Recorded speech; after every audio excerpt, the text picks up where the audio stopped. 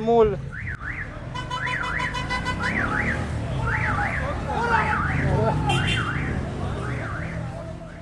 아랍에미리트가 이란이 민간인을 공격하는 것에 더 이상 참지 못하는 것 같습니다. 게다가 이번 작전을 위해 중동의 항공모함 4척이 더 합류하게 되었습니다. 그리고 이란의 새로운 임시 지도자인 알리 라라자니가 최고 지도자 암살에 대한 보복으로 트럼프 대통령을 암살하겠다고 위협하고 있습니다. 아랍에미리트부터 시작해보겠습니다. 보시다시피 이번 전쟁이 시작된 이후로 이란은 미사일과 드론을 이용해 아랍에미리트를 1,500번 이상 공격했습니다. 다행히도 아랍에미리트 방위군은 이들 미사일과 드론의 94% 이상을 요격하는 데 성공했습니다. 하지만 이란이 다른 나라보다 아랍에미리트를 더 많이 공격했다는 사실과 이를 입증할 수치가 있다는 점은 변하지 않습니다. 이란의 공격 중 40% 이상이 아랍에미리트를 대상으로 했으며 이는 두 번째로 많은 이스라엘의 2배가 넘는 수치입니다. 이스라엘이 이번 전쟁에 적극 참여하고 있다는 점이 중요합니다. 반면 아랍에미리트는 아직 이란을 공격하지 않았습니다. 이것은 이란의 공격이 단순한 테러 행위일 뿐이라는 것을 의미합니다. 왜냐하면 그들은 아랍에미리트 내에 미군 기지조차도 공격하지 않고 있기 때문입니다. 그들은 단지 건물들을 공격하고 있고 도로 위의 차량들을 공격하고 있습니다. 혼란을 일으키기 위해서라면 무엇이든 모든 것을 공격하고 있습니다. 이 영상을 한번 보시죠. 한 차량이 도로 한가운데서 공격당했습니다.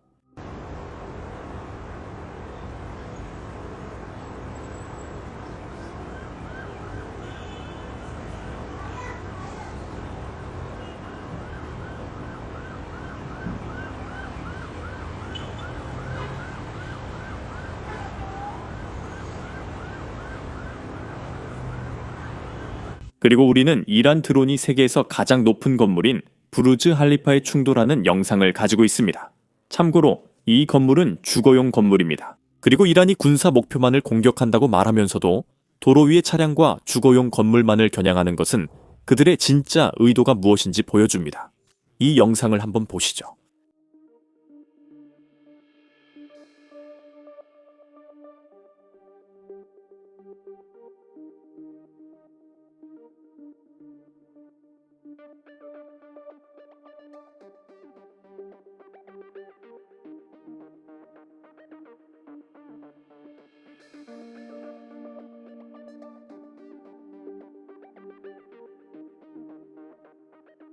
그래서 이번 주 초에 아랍에미리트가 자국을 공격하는 이란의 미사일과 드론을 막기 위해 이란에 대한 군사 행동을 준비하고 있다는 보도가 나오기 시작했습니다. 언제 일어날지, 무엇을 목표로 할지 우리는 알지 못했지만 이런 논의가 이루어지고 있다는 것은 알고 있었습니다. 이 일은 3월 2일에 있었습니다. 미국 상원의원들조차 사우디아라비아와 아랍에미리트에 이 전쟁에 개입하라고 촉구했습니다. 그들 역시 공격을 받고 있고 언젠가는 방역해야 하기 때문입니다. 들어보시죠.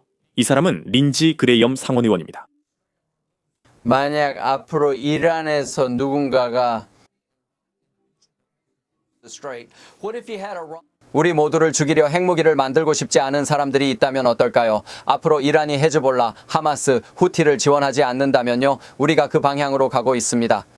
도널드 J. 트럼프가 테러 정권을 무너뜨릴 것입니다. 우리는 이란의 파트너를 두고 평화의 문을 열 것입니다. 이것은 저절로 해결되지 않습니다. 다른 모든 대통령들은 우리가 하고 있다고 말만 했습니다. 트럼프 대통령은 실제로 그것을 진행 중입니다. 오늘 아랍에미리트가 개입하고 있으며 그들이 첫 번째 공격 행동을 취했다는 확인을 받고 있는 것 같습니다. 이 소식은 이스라엘에서 나온 것으로 보이며 이스라엘 고위 관계자들은 아랍에미리트가 이란의 담수화 시설을 공격함으로써 이란에 대한 첫 번째 공격 행동을 취했다고 주장하고 있습니다. 하지만 아랍에미리트가 아직 공식 확인하지 않았다는 점은 중요합니다. 그리고 이스라엘 측에서도 이번 공격이 비교적 경미한 공격이었다고 말하고 있으며 이는 이란에게 만약 아랍에미리트를 계속해서 겨냥한다면 아랍에미리트도 공격적으로 개입하는 것을 두려워하지 않는다는 메시지를 전달하기 위한 것이라고 하고 있습니다. 이 담수화 시설 공격에 대해 더 이야기하겠습니다. 관련 보도들이 엇갈리기 때문입니다. 최근에 이란 외무장관이 하삼섬에 있는 이란의 담수화 시설을 공격한 것은 미국이라고 주장했습니다. 이 공격은 30개 마을 식수에 영향을 줬지만 미국은 인정하지 않았고 이란도 증거를 제시하지 않았습니다. 그래서 많은 사람들이 이것이 이란이 긴장 고조를 준비하는 사전 작업이라고 추측했습니다. 그래서 그들은 미국을 배후로 지목하고 중동 전역의 해수 담수화 시설을 공격해 사태를 악화시키려고 했습니다. 우리 모두 이란의 목표가 이번 전쟁에서 살아남는 것임을 알고 있기 때문입니다. 그들은 단지 걸프 지역 주변 국가들, 즉 이웃 나라들에게 경제적 고통을 주고 싶어 할 뿐입니다. 그러면서도 이런 테러 행위에 대해 공개적으로 사과하는 모습을 보이고 있습니다. 여러분 중 많은 분들이 아시겠지만 중동은 대부분이 사막입니다. 그래서 담수, 마실 수 있는 물을 구하기가 어렵다는 뜻이죠. 그래서 중동의 많은 나라들은 마실 물을 해수 담수화 시설에서 얻고 있습니다. 이 시설들은 바닷물 같은 염분이 있는 물을 사람이 마시거나 사용할 수 있는 물로 바꿔줍니다. 쿠웨이트에서는 마시는 물의 90%가 이런 시설에서 나오고 오만은 86%, 사우디아라비아는 70%분입니다. 아랍에미리트에서는 대략 40% 정도입니다. 하지만 이들에게 큰 문제는 많은 물이 이 한 시설에서 나온다는 점입니다. 만약 이란이 이 시설을 공격하면 그들의 물 공급의 상당 부분이 그냥 사라집니다. 그거 아십니까? 이란은 중동에서 해수 담수화 시설을 공격하기 시작했고 그 시작이 쿠웨이트였습니다. 어제 약 2시간 동안 IRGC와 연관된 언론은 바레인에 있는 해수 담수화 시설의 지도를 유포했습니다. 그리고 바레인 정부는 이란의 드론 공격이 실제로 그들의 해수 담수화 시설을 타격했다고 확인했습니다. 또한 그 피해가 실질적이었다는 점도 확인했습니다. 같은 공격의 일환으로 이란은 바레인의 한 대형 호텔도 공격했습니다. 그들은 또한 쿠웨이트의 공항 연료 탱크와 사회보장부서의 고층 본부 건물도 타격했습니다. 실제로 쿠웨이트에서는 이 공격들로 인해 2명의 경찰관이 사망했습니다. 분명히 이란은 중동 국가들에 대한 전쟁을 점점 더 격화시키고 있습니다. 이것이 살아남을 수 있는 유일한 방법임을 깨달았기 때문입니다. 게다가 그들은 미국과 다른 서방 국가들이 무엇을 하고 있는지 지켜보고 있으며 중동 국가들에게 고통을 빠르게 가중시켜야 한다는 것을 깨닫고 있습니다. 이제 본격적으로 진행하기 전에 잠깐 시간을 내서 아래의 좋아요와 구독 버튼을 눌러주시면 감사하겠습니다. 이것이 알고리즘에 정말 도움이 되고 더 많은 사람들에게 저희가 다가갈 수 있게 해줍니다. 이제 중동의 많은 도시들, 특히 해수 담수화 시설에서 나오는 물이 얼마나 중요한지 아무리 강조해도 지나치지 않습니다. 많은 전문가들은 예측을 하고 있는데 다시 말하지만 이것들은 단지 예측일 뿐이고 보통 예측은 틀리는 경우가 많습니다. 하지만 많은 전문가들은 만약 해수 담수화 계획이 없다면 우리가 보는 중동의 대도시들은 말 그대로 사라질 것이라고 예측합니다. 사람들은 물을 얻으려면 다른 곳으로 이동해야 할 것입니다. 그만큼 중요합니다. 이란이 이렇게 행동하는 이유는 정권이 시간이 얼마 남지 않았음을 깨달았기 때문입니다. 최근에 미국이 3번째 항공모함 전단을 중동에 파견한다는 소식을 들었습니다. 이는 이라크 전쟁 이후 미국이 가장 많은 항공모함을 배치하는 것입니다.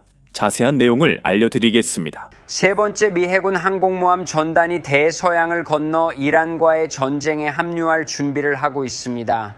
조지 H.W. 부시 항공모함은 케이프 패터슨 해안 근처에서 훈련을 마쳤으며 곧 배치될 예정입니다.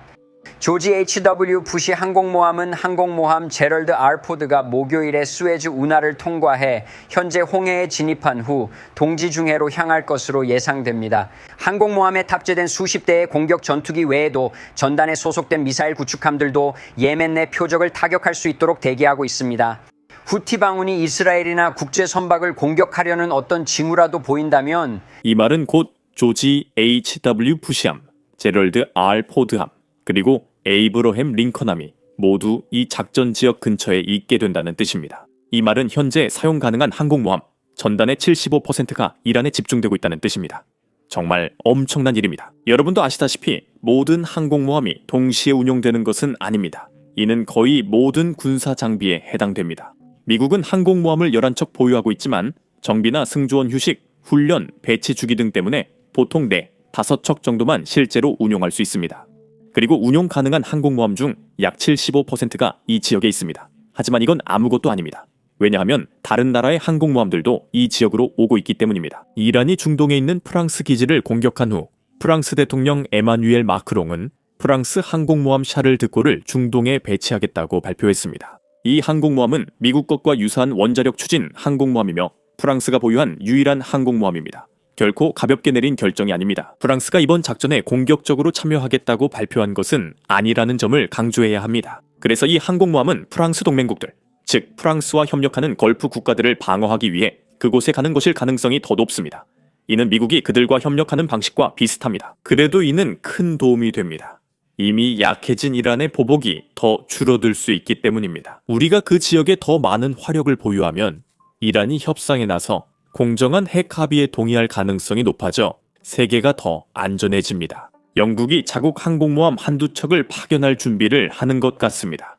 하지만 이 소식은 워싱턴에서 크게 환영받지 않는 듯합니다. 트럼프 대통령이 이에 대해 방금 성명을 냈기 때문입니다. 트럼프 대통령은 영국 한때 우리의 위대한 동맹국이었고 어쩌면 그들 중 가장 위대했을지도 모르는 나라가 마침내 중동에 항공모함 두 척을 파견하는 것을 진지하게 고려하고 있다고 말했습니다. 괜찮습니다, 총리님. 우리는 더 이상 그것들이 필요하지 않습니다. 우리는 이미 전쟁 승리 후 참전자는 필요 없다는 점을 기억할 것입니다. 이제 이란 내부에 초점을 맞춥니다. 어제 우리는 이스라엘이 이란의 석유 저장고를 대대적으로 공격한 소식을 다뤘습니다. 그 공격은 너무나 커서 실제로 테헤란과 인근 도시들의 날씨까지 바꿔놓았습니다. 자, 새로운 소식이 있습니다. 테헤란에 있는 CNN 기자는 이란 정권의 보도 허가를 받은 사람입니다. 이 점을 그 보도를 보실 때 꼭 유의하시기 바랍니다. 하지만 제가 보기엔 그 보도들이 꽤 흥미로운 것 같습니다. 한번 보시죠. 이스라엘이 이란의 석유 저장소를 공격한 후 테헤란의 아침이 어떤지에 대한 보도입니다. 오늘 아침 테헤란이 맞이한 모습입니다. 도시 위 하늘은 매우 짙은 검은 구름으로 뒤덮여 있습니다. 어디에서나 그 모습을 볼 수 있습니다. 저쪽이 도시의 서쪽이고 여기가 도시의 북쪽입니다. 평소라면 저 방향을 보면 알보르즈 산맥이 보이겠지만 지금은 그곳도 모두 구름에 가려져 있습니다. 어젯밤 도시 남쪽과 서쪽에서 대규모 공습이 있었고 그곳에서 석유 시설과 석유 저장 시설이 타격을 받았습니다. 정유 시설도 타격을 받은 것으로 보입니다. 그리고 오늘 아침에도 하늘이 여전히 매우 어둡다는 것을 볼 수 있습니다. 어제 우리는 하늘에 짙고 검은 연기 기둥을 보았습니다. 도시 남쪽에는 거대한 화재가 있었습니다. 하지만 또 다른 것을 보여드리고 싶습니다. 지금 비가 오고 있는데 비가 사실 검은색입니다. 그리고 비에 기름이 섞여 있는 것처럼 보입니다. 그리고 저쪽을 보면 여기로 흘러내리는 물도 검은색인 것을 볼 수 있습니다. 그러니까 오늘 아침에 내리고 있는 게 바로 이런 겁니다. 공습이 있은 후 지금 이란 수도에 내리고 있는 이런 기름이 섞인 비입니다. 오늘 아침 우리는 이란 상공의 제공권 장악이 거의 완벽하게 이루어졌다는 보고를 보고 있습니다. 즉, 이스라엘과 미국 공군이 사실상 이란 영공을 완전히 장악하고 있으며 원하는 대로 임무를 수행할 수 있다는 뜻입니다. 오늘 아침에는 이란 서부 쿠르디스탄 지역에 있는 경찰 본부를 이스라엘 방위군이 공격하는 장면의 또 다른 영상이 공개됐습니다. 2차 폭발이 발생한 것은 이 경찰서에 많은 탄약이 저장되어 있었음을 의미합니다. 영상을 보시죠.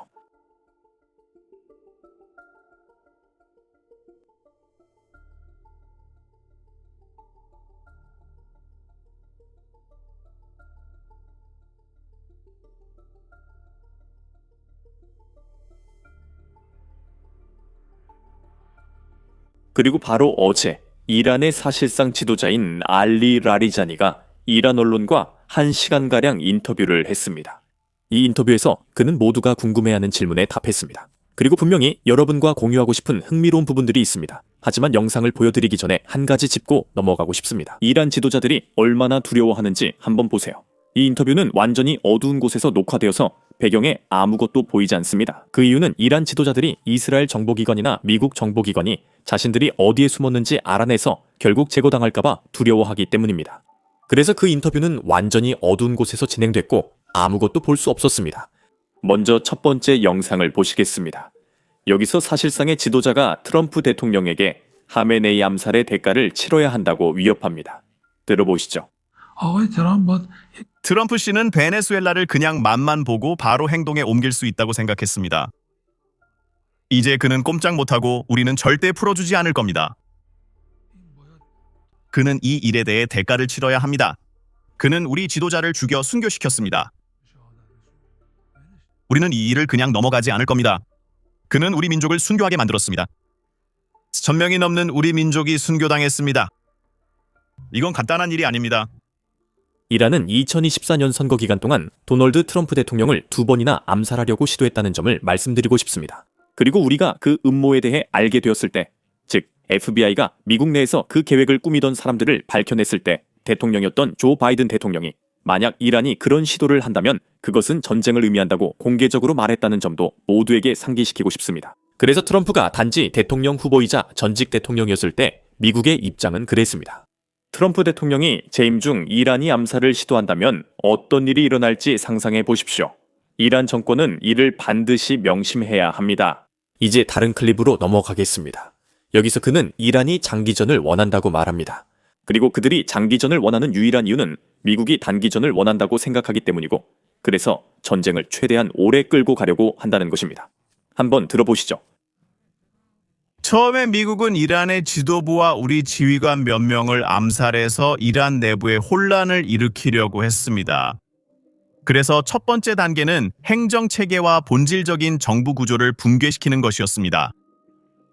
미국인들은 이것이 매우 빨리 될 것이라 생각했습니다. 그들의 전략은 전쟁을 강도 높게 수행하되 짧은 기간 안에 끝내는 것이었습니다. 하지만 그들은 이란인들이 그냥 보내주지 않을 거라 예상 못했습니다. 이제 그들은 절박해졌습니다. 그들은 베네수엘라에서 했던 것처럼 뭔가를 시도하면서 자신들이 통제할 수 있다고 생각하고 있습니다. 그들은 모든 것이 끝나고 자신들이 이길 거라고 생각했지만 오히려 꼼짝 못하게 됐습니다. 그들은 이란에 그렇게 큰 타격을 가함으로써 국민들의 사기를 꺾고 그 결과로 국가의 정부 구조를 혼란에 빠뜨릴 수 있다고 믿었습니다. 그런 일은 일어나지 않았습니다. 물론 이 인터뷰는 국내 청중과 국제 청중을 모두 대상으로 한 것이었기 때문에 우리는 그 점을 염두에 두어야 합니다. 즉, 그는 사실상 지도자이기 때문에 우리는 이 전쟁에서 심하게 지고 있다고 말하길 기대할 수 없습니다. 어떤 지도자에게도 그런 말을 기대할 수는 없습니다. 그러나 현실을 보면 이란은 자국 영공도 통제하지 못합니다. 실제로 우리는 어제 미국 전투기들이 이란 영공, 즉 페르시아만 상공에서 공중급유를 받고 있다는 사실을 다뤘습니다. 그만큼 그들은 이란이 미국 전투기나 폭격기를 격추시킬 능력이 없다고 생각하는 겁니다. 그리고 잊지 마세요. 이 전쟁의 첫 번째 공격에서 이란 지도자가 사망했습니다. 현재 이란 지도부는 숨어 있습니다. 그들은 또 다른 공격의 매력적인 기회가 될 수 있다는 것을 알기 때문에 함께 모이는 것을 두려워하고 있습니다. 이 나라는 분명 전쟁에서 지고 있지만 인터뷰에서는 그렇게 말하지 않습니다. 이 점을 기억하세요. 또 한 가지 명심해야 할 점은 이란 대통령이 실제로 어제 공개적으로 사과했다는 것입니다. 아시겠죠? 알리 라리자니가 하고 있는 이 인터뷰는 이란 대통령이 사과를 발표한 직후에 진행된 것입니다. 그리고 이 인터뷰에서 그는 이란 대통령이 내놓은 메시지에 일종의 비판을 가하면서 기본적으로 이란의 공격이 멈추지 않을 것이라고 말합니다. 그리고 이 사람은 현재 정권에서 이란 대통령보다 더 많은 권력을 가지고 있을 가능성이 높다는 점도 분명히 해야 합니다. 그래서 그의 말이 이란 대통령의 말보다 훨씬 더 중요합니다. 그가 한 말을 들어보시죠. 이슬람 공화국이 가하는 타격은 계속될 것입니다. 우리는 그들을 그냥 두지 않을 것입니다. 그들은 미국이 이 일을 빨리 덮고 우리가 공격했다고 하도록 놔둘 거라 생각하면 안 됩니다. 이제 넘어가서 정리하자고요. 그들이 더 이상 이란을 침해할 권리가 없다는 것을 이해하고 이란 국민의 손실에 대해 보상할 때만 문제가 해결될 수 있습니다. 그들이 국제 무대에서 만들어낸 이 혼란에는 큰 대가가 따릅니다. 당신들은 이란의 지도자를 암살했습니다. 이건 완전히 전례가 없는 일입니다. 이 일의 대가는 결코 작지 않으며 우리는 넘어가지 않을 것입니다. 그리고 일부 보도에 따르면 그들은 이번 공격으로 이란의 미사일 능력을 파괴했다고 주장하고 있습니다. 이런 보도에 대해 어떻게 평가하십니까? 그렇다면 이런 공격은 어디서 나온 겁니까? 이건 그저 그들의 희망사항일 뿐입니다.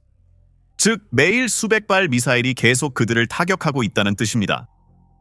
그 미사일들은 어디서 날아오는 겁니까? 그들은 잘못된 인식을 가지고 있습니다. 그리고 다행히도 우리의 미사일 비축부는 완전히 작동 중이며 훌륭한 전략으로 관리되고 있습니다. 그리고 인터뷰가 끝난 후 그는 트위터에 가서 이런 글을 올립니다. 기본적으로 이란 방공망이 미국 전투기를 격추시켰다고 말하는 내용이죠. 그가 직접 말하진 않았지만 그런 뉘앙스를 풍겼습니다. 하지만 여러분이 자세히 보면 그가 영상에서 보여주는 전투기는 미그 29입니다. 저는 미국 공군이 미그 29를 운용한 적이 있는지 기억이 안 나고 이스라엘 공군도 미그 29를 운용한 적이 없는 걸로 압니다. 그들은 오직 서방 전투기만 운용하죠. 그래서 이란 지도자가 이란 전투기가 격추되는 영상을 공유한 것처럼 보입니다. 하지만 그게 바로 우리가 처한 전쟁의 현실입니다. 그리고 그는 미국 군인들이 포로로 잡혔다는 보고를 들었다는 내용의 성명도 함께 공유했습니다. 물론 그는 이 주장에 대한 어떤 증거도 제시하지 않았습니다. 사진도 영상도 없었습니다. 하지만 걱정하지 마세요. 이란 계정들이 이 주장과 관련된 사진을 공유했습니다. 직접 한번 보시죠. 여기 사진들이 있습니다. 실제로 그 계정은 이들이 니콜라스 마두로를 생포한 델타 포스라고 주장하기도 했습니다. 하지만 이란에서는 그들 자신이 붙잡혔습니다. 왜냐하면 이란은 베네수엘라가 아니기 때문이죠. 그런데 사진만 봐서는 잘 모를 수도 있지만 이건 명백히 AI입니다. 이미지의 오른쪽 아래를 한번 보세요. 저게 바로 구글 제미니 로고입니다.